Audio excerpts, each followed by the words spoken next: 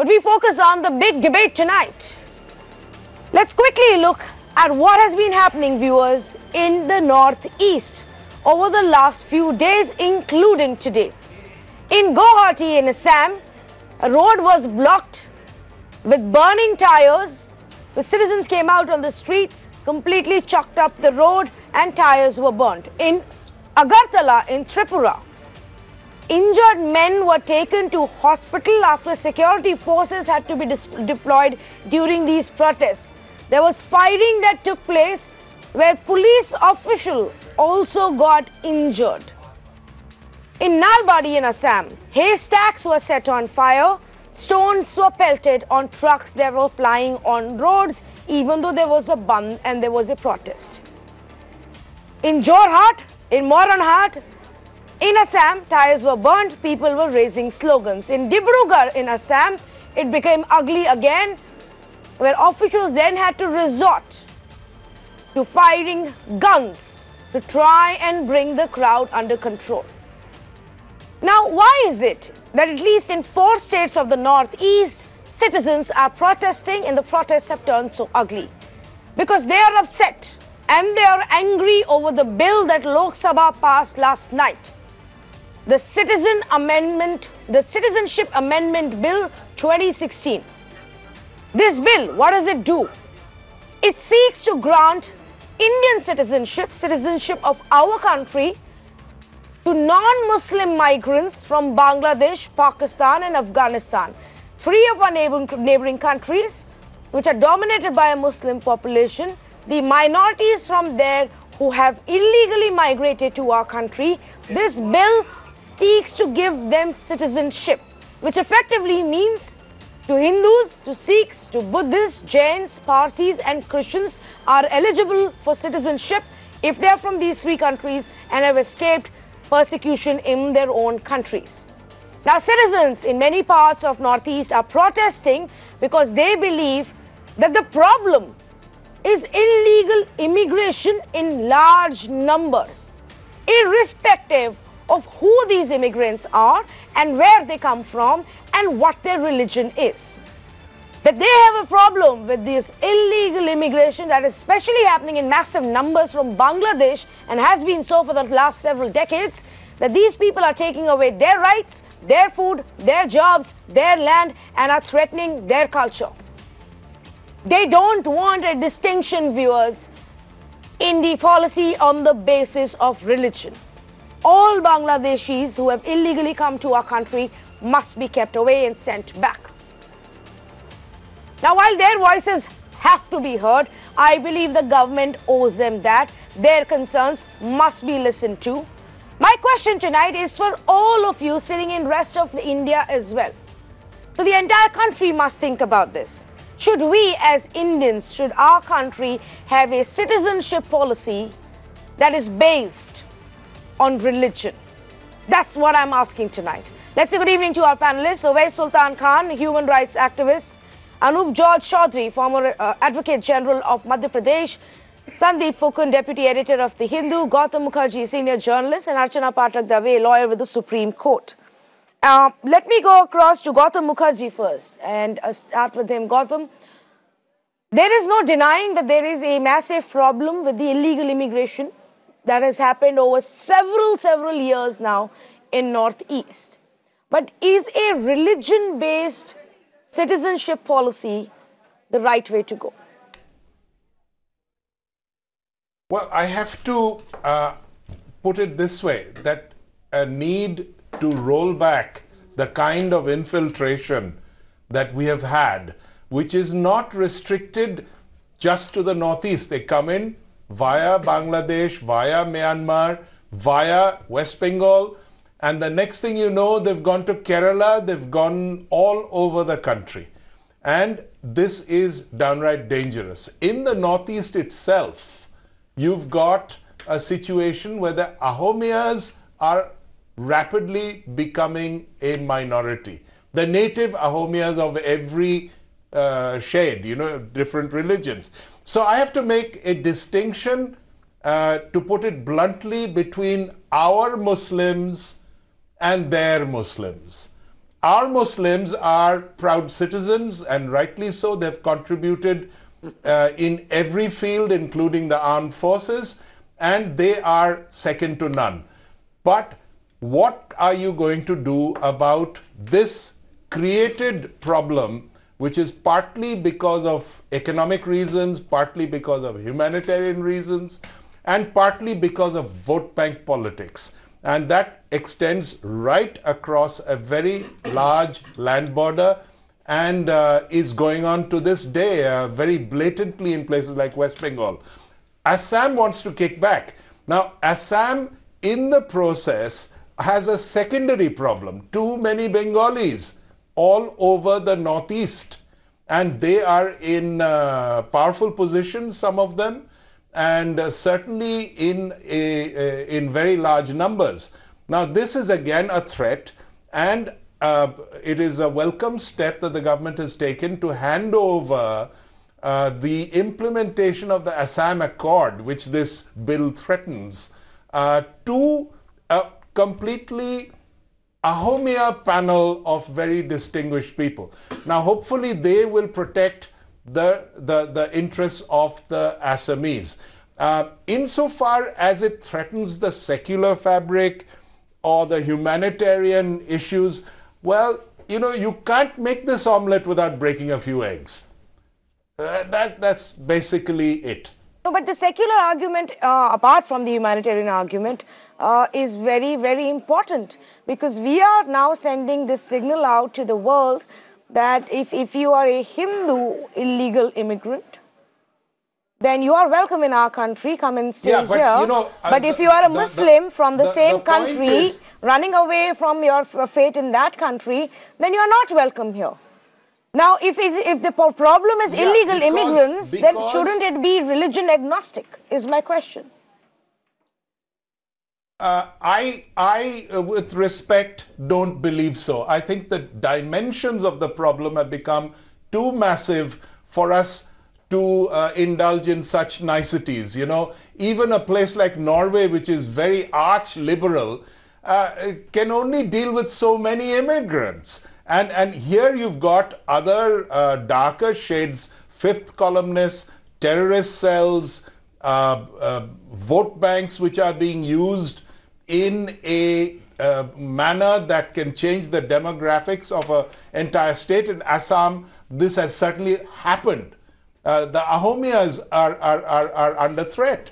Now, you can't go around saying, okay, why are you letting, how many Hindus come in anyway? How many Hindus are left in Bangladesh, Afghanistan, Pakistan? Okay. They massacred the lot. There's 2-3% left. Yes.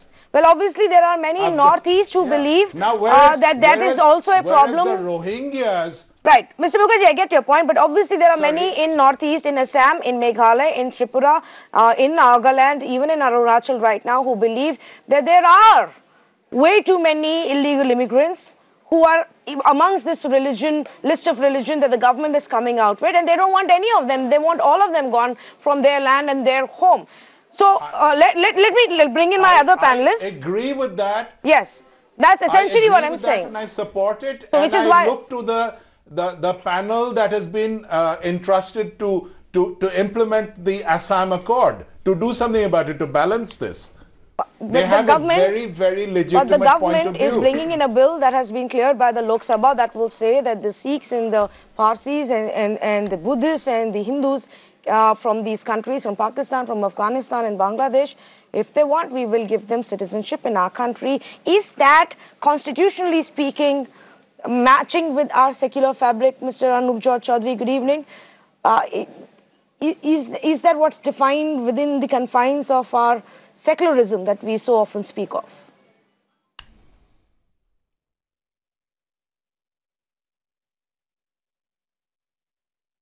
Mr. Anup Chaudhary, good evening. Can you hear me?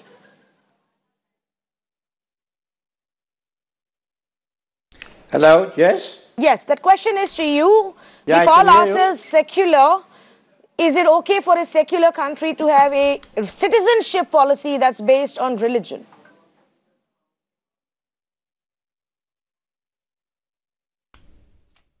Well, that's the biggest drawback of this bill, and it very clearly, I can see a very big political motivation in bringing this bill by the BJP. And when the Prime Minister said that he is only trying to correct the iniquities that took place at the time of partition, what does he mean by that? I have never seen a more blatant religious divide being created. You see, human suffering knows no religion. All over the world, immigrants are being treated differently. And what has been our ethos? Atiti Devo Bhava. We've forgotten everything. All compassion is gone. Rohingyas are in abject minority over there, and they are being persecuted. The Home Minister says this is to save the persecuted minorities. Now, who are the minorities? If you go see in Pakistan, even the people who had migrated, Muslims migrated from India, they are suffering from there at all. And there are Muslims who are in minorities in Pakhtunistan and other places, they are suffering also.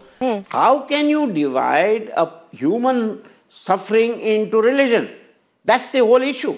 And then it completely blanks out the Assam Accord. And that is why so much of agitation is there. Even the BJP spokesperson are resigning. And the AGP has already left BJP because of this.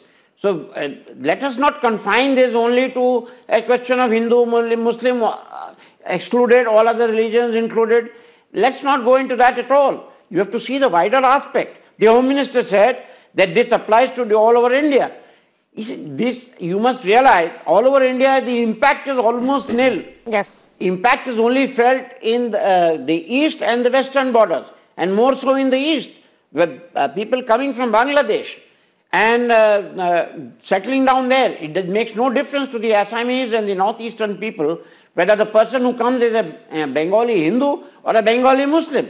It affects them directly. And that is how, without even considering the fact as to what impact this bill would have on the Assam Accord, it has been just introduced and brought in without any consultation, without any, there should have been a much wider discussion on this. Right. But I think whatever BJP wants to do, they just do it in a hurry. If the Constitution Amendment Bill is passed in 2 days' time, what about this citizenship bill? So I think it's a very wrong step, very wrong step. Well, obviously what has been largely in focus and where we are seeing maximum unrest even now is the state of Assam.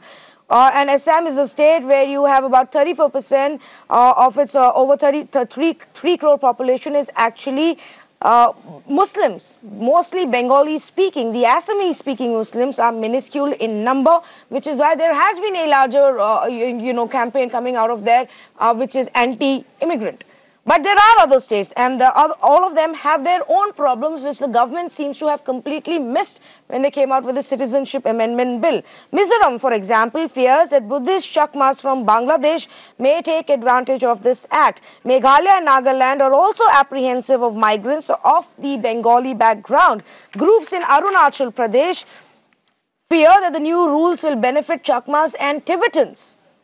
Manipur, of course, wants a larger inner line permit system to really stop everybody from coming in. But the citizens of these 7 states have their own concerns that the government must listen to. So the question is, Sandeep Fukan, do you think we should have had a bill that speaks only about certain religions and gives them rights but not others? Shouldn't it be about people who are being persecuted and running away, or just illegal immigrants in general? Well, first of all, this bill is unconstitutional, as several legal experts have said that, you cannot have citizenship on the basis of religion. You cannot say that, that a certain category, because this bill creates 2 classes of people who may have come from the same, same part of same part of the world, Bangladesh. Secondly, this bill actually negates the NRC process. Just allow me to explain what I mean by this. The NRC, the National Register of Citizenship, is being updated, as you know, under directions from the Supreme Court. And it says that anybody, we have an Assam Accord that was signed between, it's a tripartite agreement. It was signed between the Government of India, State Government of Assam and the All Assam Students Union, and it was decided that March 25th, 1971, anybody, irrespective of their religion, anybody who comes into India, they should be detected, and then eventually they'll have to be deported. And that was the cutoff date set. So anybody who came and resided in the Northeast or in Indian part of Northeast, they will be considered as Indian citizens. The others will be considered as foreigners. That was the Assam Accord. But for a variety of reasons, for acts like IMDT, the Assam Accord could never be implemented. Yes. Eventually, the matter came to the Supreme Court. The Supreme Court said, okay, let's do one thing. Let's update the National Register of Citizens, identify the people who do not make this cutoff date, that is, people who came after this cutoff date of March 25th, 1971. And after you have identified them, then we will talk about the next step. Now, the 2 rounds of NRC has been published now. Roughly about 4 million people, 40 lakh people have been identified as foreigners. Of course, they have now filed appeals, and that process is on. Now, what this Citizenship Amendment Act does is that if you're a Muslim, then the cutoff date of March 25th, 1971 stays. But if you're a Hindu and if you came into India or settled in Assam by December 31st, 2014, then you will have the right to acquire citizenship. So it creates 2 classes of citizen, and as rightly somebody pointed out, it violates the Assam Accord, it negates the NRC process, and also it's opened up the fault lines. First you had Hindu, Muslim, and now you have Assamese, Bengali. I'm afraid the political leadership in the state, I don't see them being able to control. I mean, they may have started a fire, it'll be very difficult to control. I mean, I'm an Assamese, I have grown up during the Assam agitation movement. We've seen what we've lost. Yes. So, I mean, you simply cannot afford this kind of violence. This is complete hooliganism and vandalism that was going on yesterday. I watched on local channels. Yes, absolutely. I mean, of course, and most of the reports that have come, we have seen a more intense protest and violence erupt in Assam, but other states have also reported many. Archana Pathak, good evening to you. You're a lawyer. Do you think the way our constitution is designed, and we speak and emphasize so much about no discrimination based on religion, why is it then we are actually designing an entire policy that is based on discrimination? What's your view? No, see, I feel that it is not the discrimination between the people who are residing in the country. It is the illegal migrants. And of course, any sovereign government, especially ours, in a country like ours, the sovereign government can decide that who should be the citizens, who should be the people, these are the illegal migrants, and whom should we allow and whom should we not allow. Now, I think this is the bill which also sees the demographic imbalance that has been created over past so many years. See, from the past so many, almost 50 years, Assam is burning into this problem, and it has created a demographic imbalance, so much so that these are the minority communities. And you see that this bill is about 3 countries and 6 religions. It is not just about Hindus and Muslims that we are talking about. Yes. It actually allows 6 religions, and these are all in minority in all these 3 countries. Yes, but you do realize that people in Assam, and when they flee from, but people in Assam are telling us they don't want any distinction based on religion, that they want all of them gone. So if we are so concerned about the impact of illegal immigrants, they want all of them gone. It doesn't matter what your religion is. How are we differentiating on that? Why are Hindu or Sikh or Buddhist illegal immigrants okay, but not anybody else? That's essentially what I'm asking, Mr. Khan. No, see, isn't that discriminatory? Assam, sometimes. Yes, well, it's not just about Assam, because citizenship bill really is for the entire country. The government, the Home Minister himself has repeatedly said this, that this is for the entire country. So for the entire country needs to decide right now whether we want a citizenship bill where we say, okay, if you are from these countries and of this religion, then you can come, but you can't. Tomorrow we'll add more countries from Europe, Middle East, and say, from these countries, if you are of this religion and subsect, then you can come, otherwise you can't come. What's this pick and choose policy? Are we okay with that, Mr. Khan? Yes. Tanvi, Yes, Tanvi. It is unfortunate that people are is again becoming fool, and because of their anti-Muslim hate, which is created by the current regime, they are not clearly reading the lines of this proposed bill, which is passed in the Lok Sabha. It is highly discriminatory, it is unconstitutional as earlier said, but it is also going against the basic tenets of our constitution. It is clearly violating the Article 14 and Article 21 of the constitution. It is also violating the universal framework of the citizenship definition. It is also violating the UDHR, Refugee Convention, and all other international mechanism of humanitarian refugees and human rights institutions. And still we proud to say that we are becoming the superpower.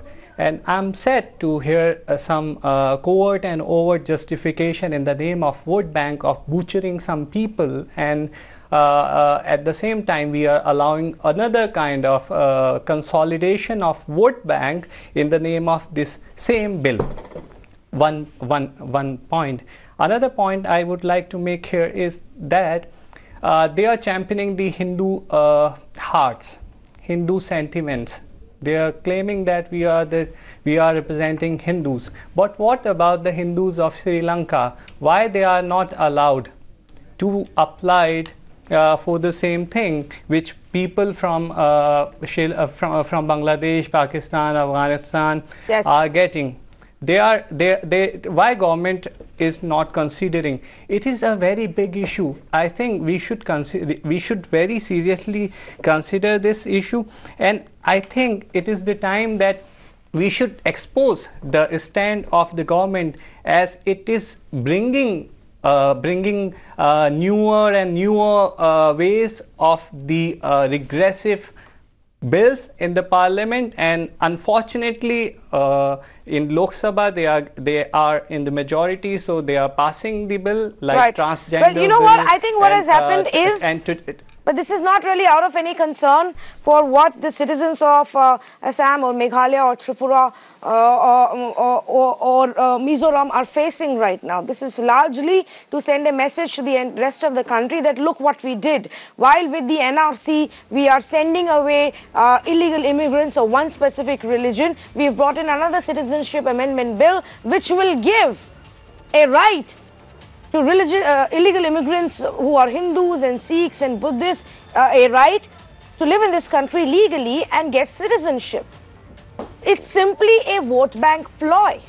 The government has not really thought about what the larger solution has to be for the illegal immigration, for the changing demographics of Assam and its neighboring states. That's not the solution. A religion-based policy, especially a citizenship policy, completely goes against the tenets of what we stand for, which is pluralism, which is secularism.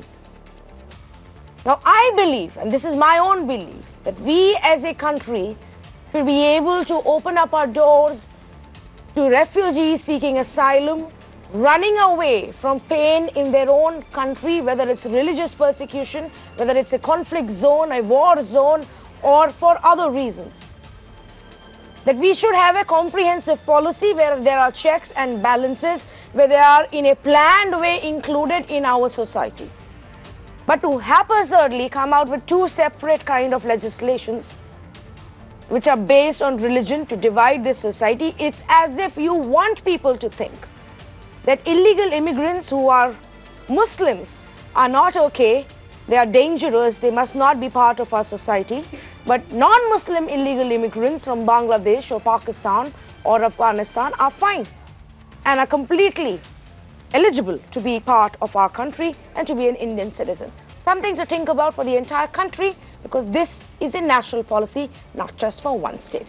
I thank all my panelists as we move on to debate number 2.